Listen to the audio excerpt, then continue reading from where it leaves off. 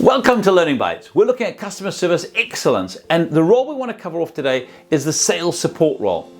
We touched on this briefly in the last video, looking at the clarity required for that role. And today I want to focus particularly on the handover of tasks between sales rep and sales support person, and between the sales support person and the internal team.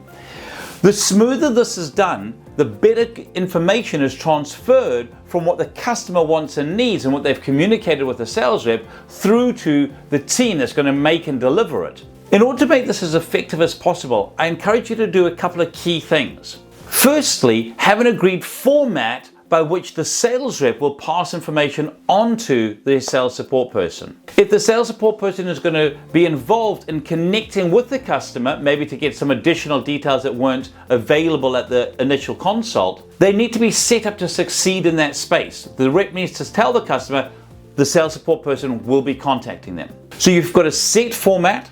We make sure we're collecting all of the details. What we then want to do is we want to make sure that we are getting those details confirmed, if appropriate for your business, with the customer. This is the final checklist of what we've got, so that when that is then passed on to your operational side of your business, it can go there with complete confidence that it is correct.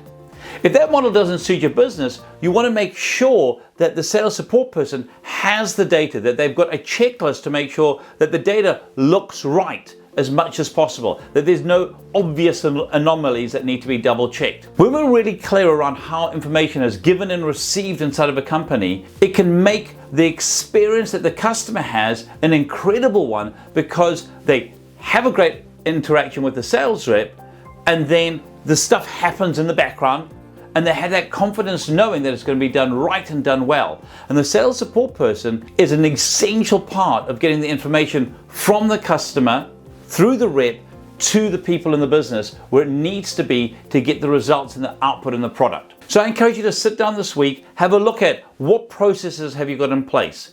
Is it clean? Is it clear? Do you have a checklist where we can cross-check to increase the likelihood that the information being passed across is always correct? Here's to your success. If any of this resonated with you, or you'd like any additional information or help, please do feel free to get in touch with us. Our website is www.thinkrite.co.nz, or email mike@thinkrite.co.nz, or feel free to give me a call 0272 987 523. Here's to your success.